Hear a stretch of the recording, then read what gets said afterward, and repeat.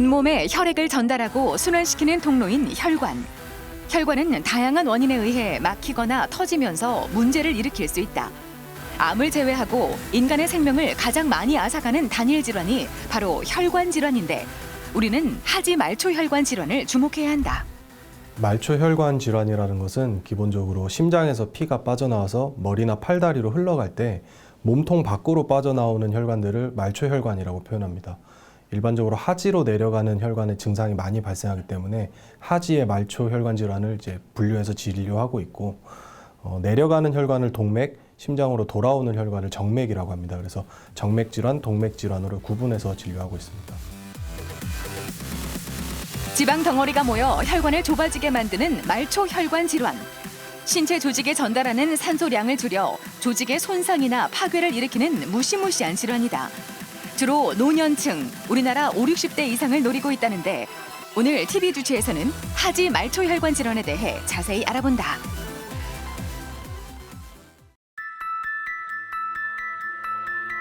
말초혈관 질환이란 뇌, 심장 등 중심 동맥을 제외한 다리나 손, 발처럼 여러 기관으로 가는 혈관에 생기는 질환을 통틀어 말한다. 말초혈관 질환은 아랫배에 위치한 하행 대동맥을 시작으로 양측 하지의 모든 부위에 발생할 수 있는데 초기 증상이 거의 없는 것이 특징이다. 또한 질환이 발생하는 부위와 악화되는 과정에 따라 다양한 증상을 보인다. 어디가 불편하세요? 계속 한 100m 정도 걸을 때마다 다리가 쥐가 나는 듯한 느낌이 나서 걷기가 너무 힘들어서 왔습니다. 혹시 앓고 계신 지병이 있으신가요? 이제 고혈압이랑 당뇨가 있어서 약을 먹고 있습니다. 담배 태우십니까? 네, 하루에 한 갑 정도 태우고 있습니다. 하루에 운동은 얼마나 하세요? 운동은 전혀 안 하고 있습니다. 하지 말초혈관 질환 증상 중 하나인 파행은 걷기와 같은 활동 중에 나타난다. 주로 다리의 통증과 피로감, 저림 증상 등을 호소하는데 운동을 시작할 때 나타났다가 휴식을 취하면 곧 사라지는 특징이 있다. 이 환자는 걸음을 걸을 때 생기는 파행이라는 증상으로 내원한 환자입니다. 보통 10m에서 100m 정도 되는 거리를 평소보다 빠르게 걸었을 때 다리에 쥐가 나는 듯한 증상으로 증상이 발견되고, 일반적으로 고혈압이나 당뇨, 흡연력이 있는 분들의 동맥이 좁아지면서 발생하는 경우가 많습니다. 이런 경우 동맥에 대한 검사를 해보고 필요하다면 추가적인 시술이나 수술을 해서 치료를 하게 됩니다. 파행은 다리에 혈액을 공급하는 동맥이 좁아지거나 막히면서 발생한다. 신체 활동에 필요한 충분한 혈액이나 산소가 다리 근육까지 공급되지 못해 나타나는 증상으로 막힌 위치에 따라 발, 종아리, 허벅지, 엉덩이 등에서 저림 증상이 발생한다. 병변 위치를 파악하는 혈관 초음파 검사나 CT 촬영으로 확진하게 된다. 어디가 불편해서 오셨습니까? 요즘 들어서 다리가 자꾸 붓고 자꾸 땡땡해지면서 많이 아파서요. 혹시 직업이 어떻게 되십니까? 혹시 오래 서 계시진 않으신가요? 초등학교 선생님이라서 좀 하루 종일 서 있는 편이에요. 증상이 더 심해지는 때가 있으신가요? 오전보다는 저녁 때가 더 심하고요. 특히 이제 생리할 때쯤 되면 더 무겁고 아파요.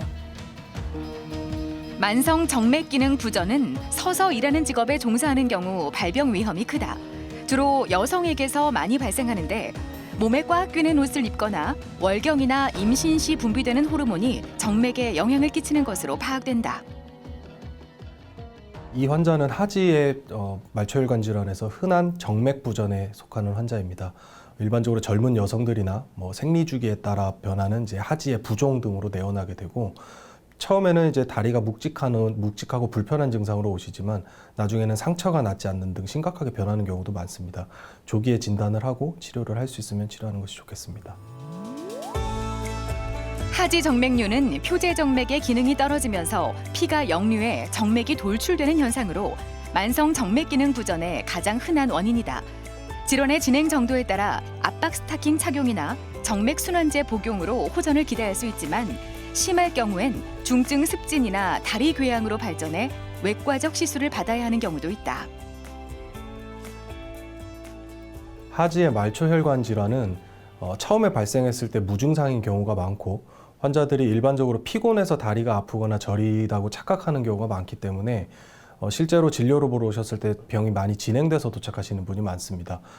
동맥이 막힐 경우에는 크게는 상처가 감염되거나 괴사해서 다리를 절단해야 될 수도 있고, 정맥이 막히는 경우에는 나중에 이제 상처가 심해져서 역시나 절단을 해야 될 수도 있을 만한 심각한 질환이 될 수 있기 때문에 가능하면 조기에 발견하고 치료하는 것이 중요합니다. 나쁜 생활 습관은 혈관 질환을 부추긴다. 운동 부족은 혈관 탄력성을 떨어뜨리고 흡연은 동맥경화를 악화시킬 수 있다.